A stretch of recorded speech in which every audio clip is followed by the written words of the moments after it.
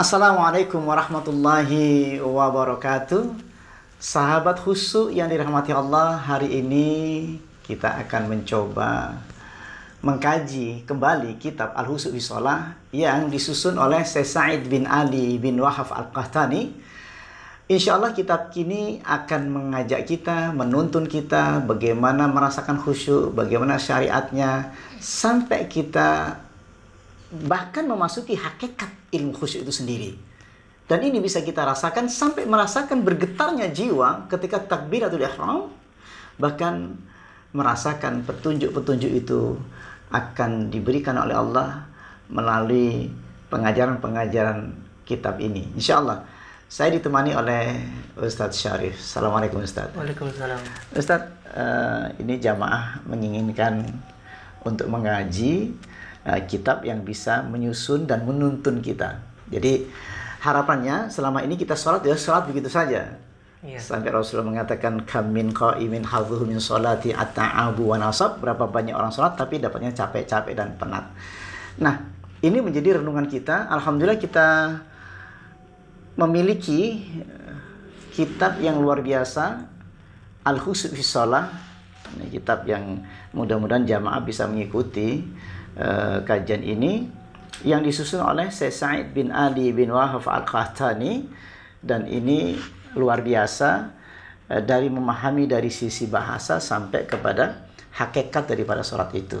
Ustadz, mari kita buka halaman berapa saja? Pembahasan yang pertama ini, Ustaz. Iya, oke. Bismillahirrahmanirrahim. Al-mabhatul awal, mafhumul khusyuk. Nah, di sini kita dari mulai sini dulu kita ya, memahami khusyuk. Apa khusyuk itu? Lughatan wa syara'an. Dari sisi bahasa dan syara'an. Dari bahasa, Sisi istilahnya. istilah ya. Oke. Awalan al-khusyu'u lughatan min kalimah khasya'a. Dari sisi bahasa, dari kalimat khasya'a. Khasya'a, fi'il madinya khasya'a. Khasya'a. Al-kha wa shin wal ain aslun wahidun. Asalnya satu ya. Yadullu ala tatamun. Nah, ini sebenarnya kalau kita mulai dari kalimat saja, ya dulu ala tatamun, menunjukkan tenang. Dari sisi bahasa saja mestinya kita sama-sama ini. Yang kita pikirkan sekarang menunjukkan bahwa khusyuk itu adalah tenang. Padahal ini dari sisi bahasa saja ini. Baru dari sisi bahasa sebenarnya sudah diajak, dituntun. Nah, rasa tenang. Baik, terus. Yuqalu khasya'a idza tatamana. Nah, dikatakan khasya'a idza tatamana. Khusyuk itu apabila tenang. Tumakninah ya. Wa ta'ta'a ra'sahu. Wa ta'ta'a ra'sahu. Jadi menunjukkan kepala itu tunduk. Ditundukkan. Nah, ditundukkan ya. Nah, baik. Wa min kalimah yakhsha'u khusyu'an. Wa huwa qaribul ma'na minal khudu'. Lebih dekat ke arti khudu' ya. Merendah. Merendah. Illa annal khudu'a fil badan. Tetapi kalau khudu' itu nampak dalam badan. Di badannya. Jadi badannya yang tampak, khudu' itu merendahnya ya. Wal khusyu'a fis sauti wal basar. Nah, kalau khusyuk fi sauti, Di suara suaranya dan basar, penglihatan. Jadi kalau kita, jadi enak ya, kitab itu menuntun kita itu, khusyuk itu badan, saut, suara maupun penglihatan. Jadi gimana menggambarkannya itu? Nah, jadi khusyuk itu berarti penglihatannya itu tampak tunduk, saut, suara tidak menggelegar atau tidak penuh amarah.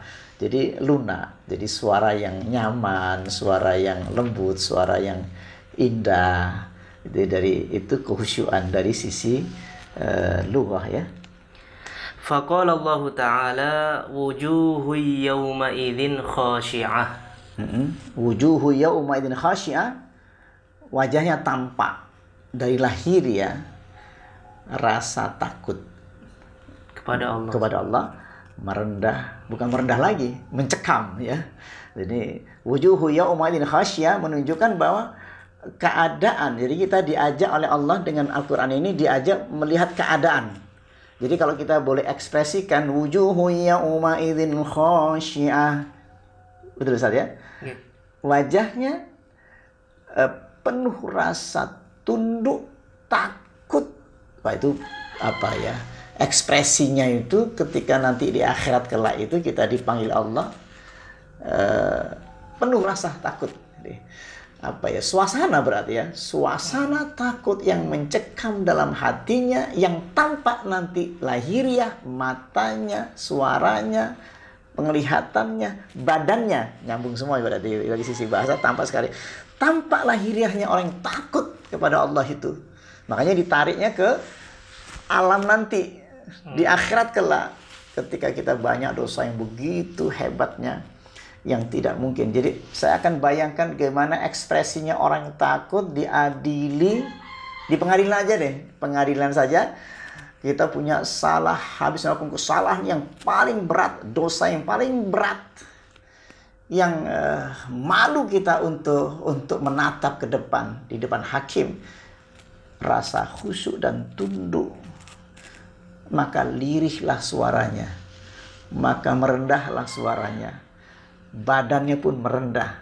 Tidak mungkin orang yang dia di hadapan Allah itu badannya itu tegak, tapi luruh. Nah, enak ini sebenarnya. Jadi kita bicara suasana di akhirat ditarik menjadi suasana di dunia, yaitu dalam sholat itu. Makanya di sini penting. Lanjutkan, Ustaz. Itu menurut bahasanya, Ustaz. Dari sisi bahasa ya. Dari sisi bahasa. Sekarang Tsaniyan al-khusyu'u istilahan. Yang kedua, khusyuk menurut istilahan. Huwa al-khawfud da'imu fil qalbi. Nah, ini penting sekali nih. Jadi Nyambung berarti. Nyambung. Jadi huwa al-khawfud da'imu fil qalbi. Sebenarnya belajar ilmu ini cukup sekali aja cukup sebenarnya. Satu dalil yang kita pakai. Al-khusyu' huwa al-khawfu da'imu fil qalbi. Khusyuk itu al-khawf, rasa takut kepada Allah dalam hati yang terus menerus. Udah selesai sebenarnya. Ilmu itu udah selesai. Kenapa? Kaitannya dengan apa? Alladzi yaraka hina taqumu wa taqallubaka fi sajidin. Sebab Allah melihatmu ketika kau berdiri salat, dilihat Allah, rukuk dilihat Allah, sujud dilihat Allah. Gimana kita mau berbohong? Wa huwas samiul alim. Beliau mendengarkan, mengetahui keadaan hati kita. Dan kalau kita ambil saja satu ilmu yang dari awal tadi, kita menyusun urut-urutan bahasanya, maka ketika kita sampai disimpulkan dari sisi lahiriah kita ungkapkan tadi bahwa al-khusyu' huwa al-khawfu da'imu fil qalbi. Khusyuk itu adalah perasaan takut kepada Allah dalam hatinya yang terus menerus. Jadi kita pulang nih sekarang ini. Kita pulang sekarang ini. Ilmu ini kita bawa pulang. Perasaan takut kepada Allah tertanam. Kalau ini sudah terjadi, maka suasana inna salata tanha 'anil fahsya'i wal munkar itu pasti terjadi. Terwujud jadi itu. Jadi ini penting sekali. Ini kita mulai dari bab pertama saja sudah kita diarahkan. Nanti kita akan masuk kemana itu? Sampai kedalamannya insya Allah. Dan ini saja udah terasa. ini terasa kalau jamaah sekalian mengikuti kajiannya pelan-pelan diikuti, benar diikuti, insya Allah itu sampai akan merasakan. Jadi getaran-getaran ilmu, getaran-getaran khaufnya, getaran-getaran khusyuknya, getaran-getaran merasakan adanya Allah gitu. Merasakan adanya Allah. Seperti la tahzan innallaha ma'ana fa'anzalallahu sakinatahu. Kita akan sampai ke sana. Jangan kau bersedih hati ya Muhammad, ya Abu Bakar, kata Allah. Innallaha ma'ana. Jadi ini peristiwa Rasulullah bersama Abu Bakar ketika di Gua Thur. Ia masuk dalam Gua Thur, bersembunyi dalam gua. Lalu di situ ada kekhawatiran yang luar biasa karena musuh itu sudah ada di luar. Dan tinggal satu pintu saja ya, lubang itu saja yang belum dilihat oleh kaum kufar di belakang. Nah, Ketakutan itu normal sebagai seorang manusia. Tetapi Allah memberikan semangat. Jangan kau khawatir. La tahzan innallaha ma'ana. Nah, coba kita akan masuk itu, suasana itu. Fa'anzalallahu sakinatahu, maka Allah turunkan sakinah, tenang. Tenang itu seperti apa? Tenangnya suasana yang mencekam. Karena bersama Allah ada ketenangan. Tatma'innul qulub. Fa'anzalallahu sakinatahu. Maka Allah turunkan rasa tenang itu. As-sakinah itu. Padahal mau dibunuh. Mau dibunuh. Suasana yang mencekam, hatinya tenang yang luar biasa. Nah, ini suasana al-khawfu da'imu fil qalbi. Perasaan takut kepada Allah. Dan dia merasakan ada, karena takut kepada Allah, ia mendekat kepada Allah. Dan percaya ada Allah di sampingnya. La tahzan innallaha ma'ana. Jadi Allahu ma'i. Allah bersamaku. Nah, suasana-suasana ini kan yang khusyuk. Jadi dari awal kita mau maknai khusyuk itu al-khawfu da'imu fil qalbi. La tazan innallaha ma'ana. Jangan kau bersedih hati karena Allah bersama kita. Apa yang dirasakan? Fa'anzalallahu sakinatahu. Maka Allah turunkan sakinah ke dalam hati. Baik, kita coba menghayati sebentar saja. Ada suatu sakinah itu. Kita sambil membayangkan suasana Rasul bersama Abu Bakar di Gua Sur. Lalu yang seharusnya normalnya manusia sangat mencekam. Suasana mencekam itu tiba-tiba ada suasana ketika meyakini bersama Allah. La tahzan, jangan kau sedih. Innallaha ma'ana. Sekarang Allahumma sekarang. Allah bersama saya. Apa yang dirasakan? Fa'anzalallahu sakinatahu. Sekarang sakinah itu kita berdiri tegak di hadapan Allah. Wa qumu lillahi qanitin. Dan berilah engkau di hadapan Allah dengan penuh khusyuk. Ada apa di situ? Fa'anzalallahu sakinatahu. Yang di Gua Thur tadi kita tarik sekarang. Lagi duduk begini, ada sakinah. Apalagi kita nggak ada ancaman. Ya, suasana kita itu suasana tanpa ancaman, harusnya tetap ada di situ. Ukurannya adalah bagaimana terjadi ketika ada ancaman yang kuat dan ternyata tak tergoyahkan suasana itu. Lanjutkan Ustaz. Bismillahirrahmanirrahim. Wa qala al-Imam Ibnul Qayyim rahimahullah. Al-khusyu'u qiyamul qalbi. Khusyuk itu tegaknya hati. Ini penting. Wa qumu lillahi qanitin. Nyambung ya. Dan tegaklah hati gitu. Qiyamul qalb. Wa qumu lillahi qanitin, dan berdirilah kamu di hadapan Allah qanitin, dengan rasa tunduk dan takut di hadapan Allah. Qiyamul qalb, tegaknya hati. Tegaknya hati itu enggak tergoncangkan. Dia tetap di situ. Terus Qiyamul qalbi baina yadayir rabbi bil khudu'i wa dhulli. Dengan perasaan khudu' dan dhulli. Hina. Ya. Jadi di hadapan Allah dengan khudu' dan penuh perasaan hina. Wa qumu lillahi qanitin, dan berilah engkau di hadapan Allah qanitin. Khudu' dan dhul. Hina. Bisa dirasakan itu. Terasa ternyata itu. Nah, mudah-mudahan itu. Ini penting sekali. Itu kan kita dituntun itu. Dituntun suasana batin kita. Nah, lanjutkan Ustaz. Wa qala al-Imam Ibnu Rajab rahimahullah. Aslul khusyu' huwa layyinul qalbi. Asalnya khusyuk itu layyinul qalb. Lunaknya hati. Udah, bentar dulu. Ini perlu direnungkan itu. Perlu direnungkan. Jadi kita sama-sama itu. Kita nggak usah membantah, nggak usah bertanya. Cuman ini pentingnya bukan untuk ditanya. Itu ditunjukkan lunaknya hati. Kita sendiri yang harus bertanya, ada nggak lunak hati itu? Tegaknya hati, berdiri di hadapan Allah dengan perasaan hina. Karena ini akan dibawa nanti kita salat. Sekarang ada nggak lunaknya hati? Layyinul qalb. Ini kan penting sekali ini. Asik ini Ustaz. Ini, aduh ya Allah, luar biasa kitab ini. Kita dituntun. Jadi enak kita ini. Jadi kita ngaji langsung kita praktekkan suasananya itu. Ngaji, dan Nah, kadang-kadang kita kelemahannya satu, Ustaz. Wah, itu susah, itu berat, itu. Wah, itu kan jadi kita kayak mau menghindar gitu. Udah ngeblocking. Udah ngeblok dulu bahwa nggak bisa kan. Jadi gimana sama dengan orang belajar karate itu. Belum apa-apa udah saya nggak bisa gitu. Atau belajar kitab atau saya udah bilang nggak bisa semuanya. Jadi orang kelemahan kita itu apa? Untuk menghindari bisa itu bilangnya nggak bisa gitu loh. Belum apa-apa sudah, wah susah. Khusyuk itu susah. Saya bilang khusyuk itu mudah. Apa khusyuk itu? Takut pada Allah kok susah. Takut pada Allah kok susah. Tidak mau melanggar aturan Allah kok susah. Kan gitu. Nah itu, ya teruskan Ustaz. Wa riqqatuhu. Riqqah, muncul kelunakan. Lembut sekali itu ya. Suasana kelembutan batin. Sensitif. Batin yang sensitif, yang ketika dibacakan Quran bergetar hatinya. Itu namanya riqqah. Maka ketika hatimu bergetar, ightanimu du'a inda riqqati fa innaha rahmah. Segera kalian berdoa di saat hatimu melunak, penuh kelunakan, penuh kelembutan, fa innaha rahmah.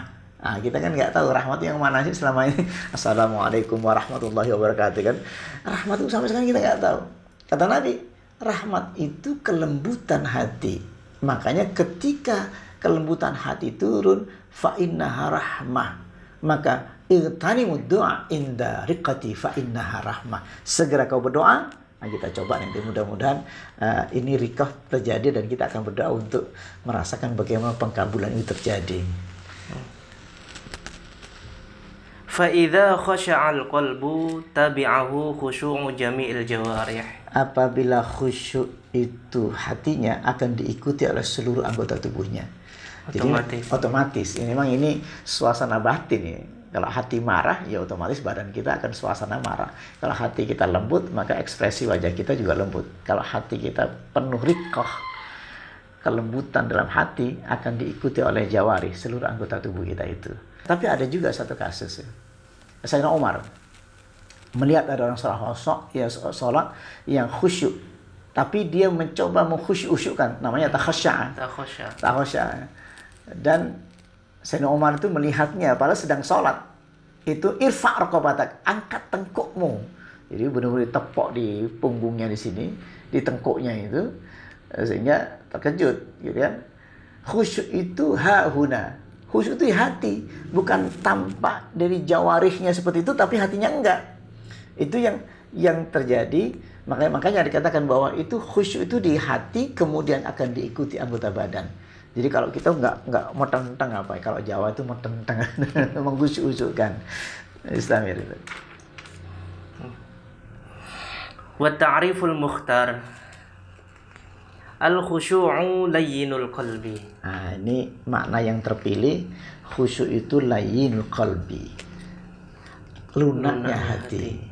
Jadi kita simpulkan di sini kan, lunaknya hati. Summa talinu juluduhum wa qulubuhum. Jadi awalnya dia kan bergetarnya riqqah tadi. Taqsya'irru minhu juludul ladzina yakhshawna rabbahum. Thumma talinu juluduhum wa qulubuhum. Jadi orang yang dibuka hatinya oleh Allah itu, yang pertama itu bergetar kulit. Taqsya'irru minhu juludul ladzina yakhshawna rabbahum. Kemudian taqsya'irru minhu juludul ladzina yakhshawna rabbahum thumma talinu juluduhum wa qulubuhum. Bergetar seluruh kujur tubuhku dan kulitku, kemudian menjadi lunak. Layyinul qalb, lunak dan saat inilah katanya berdoa kalian. Fa innaha rahmah. Tanimu doa inda riqqati fa innaha rahmah. Taqsya'irru. Jadi bergetar kulit dan hati. Dan ini kan sebenarnya susah kalau kita terjemahkan. Ini tujuannya untuk menuntun kita untuk harus mendapatkan, bukan untuk menghindari. Aku nggak bisa kayak gitu. Harus cinta kepada seorang yang dicintai saja kita bergetar kulit dan hati. Perasaan kangen dan rindu itu ada. Kenapa ini tidak terjadi kepada Allah? Nah, ini yang akan kita balikkan lagi dari kepada seseorang, kita alihkan kepada Allah, dan kita fokus benar kita komunikasi dengan Allah. Yukhatibu rabbah, berbincang-bincang dengan Allah sampai Allah menurunkan tadi taqsya'irru, bergetar. Istamir. wa khuduruhu waqta talabbusihi bi ta'atillah.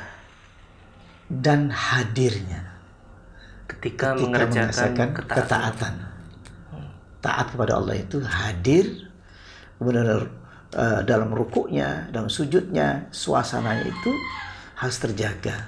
Berdirinya, bergetarnya, jadi antara semua gerakan lahiriah dan batiniah itu terasa betul itu. Bisa, insyaallah. Bisa.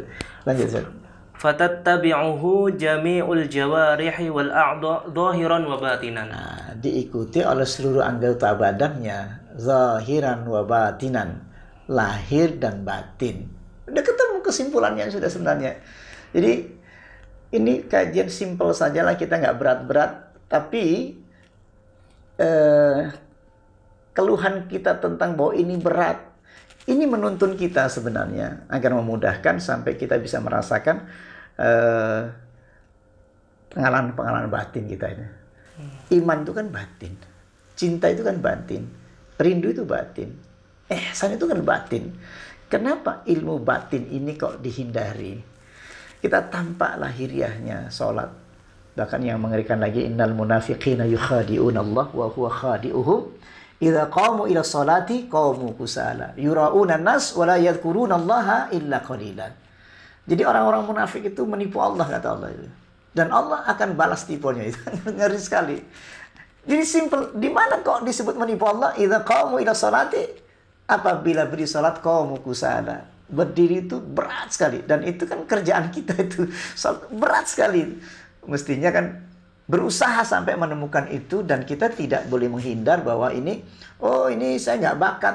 Iman itu nggak perlu bakat, nggak bakat. Iman ya iman. Tidak bisa mengatakan ini saya nggak bakat untuk khusyuk, saya nggak bakat seperti itu, nggak bisa. Ini memang harus dipaksakan untuk mencapai keimanan itu. Sebab kalau tidak, dia sholat tetapi kusala, yura'una nas wa la yadhkuruna Allah illa qalila. Dalam sholatnya ia tidak ingat Allah kecuali hanya sedikit saja. Jadi banyak lamunannya itu juga dilarang. Banyak lamunan berdiri dalam sholat itu dilarang. Kecuali jihad untuk mendapatkannya malah tidak berdosa, tapi menghasilkan pahala jika kita berusaha. Berapa persennya ya Rasul? Nisfuha, thuluthuha, rubu'uha, khumsuha, sudusuha, sampai usruha. Artinya kita harus tampak sekali berusaha. Setan itu pasti akan menggoda. Setan pasti akan mencoba untuk melepaskan kita dari ingat kita kepada Allah. Tapi kalau kita biarkan, maka muncul innal munafiqina tadi. Yukhadi'un Allah, dia menipu Allah. Kenapa? Nggak ada usaha. Yang dinilai di sini adalah jihad di dalam sholatnya. Jadi kesimpulan kita hari ini adalah bagaimana saya mendapatkan nisfuha, thuluthuha, rubu'uha, separuhnya, sepertiganya, seperempatnya, sampai sepersepuluhnya. Dan kita berperang. Jadi asiknya itu justru berperangnya itu. Asiknya itu jihadnya itu. Asiknya itu bahagianya kita berperang. Walaupun belum sempat nebas lawan, tetapi kita udah tertebas. Dakhalal jannah. Para sahabat pun demikian. Ada yang baru mau berangkat, tetapi ia terkalahkan. Dakhalal jannah. Jangan sampai orang munafik gak mau dia berdiri tegak, gak mau berusaha untuk berdiri melawannya, melawan setan yang selalu menggoda. Alladzi yuwaswisu fi sudurin nas minal jinnati wan nas. Barangkali ini nanti kita lanjutkan ke bab apa Ustadz untuk sesi berikutnya? Mengenai perbedaan khusyuk iman dan nifak. Nah, jadi mengenai perbedaan khusyuk iman dan khusyuk nifak. Pemirsa, insya Allah kajian selanjutnya untuk tarbiyah kita tentang pendidikan masalah bab sholat khusyuk ini, insya Allah kita akan selalu mengikuti bab per bab yang akan kita fahami sampai kita bisa merasakan. Sekali lagi, saya akan mencoba bersama-sama kita praktekkan sampai yang dikatakan bergetar itu harus ada menjadi pikiran kita. Bagaimana saya sampai merasakan getaran itu ada dalam kulit saya. Getaran takbirku itu kita betul-betul kita bisa merasakannya. Ini ada betul, kita coba betul. Mudah-mudahan semua kita bisa merasakannya. Insya Allah. Terima kasih atas perhatian. Mudah-mudahan Allah merahmati kita semua. Assalamualaikum warahmatullahi wabarakatuh. Waalaikumsalam.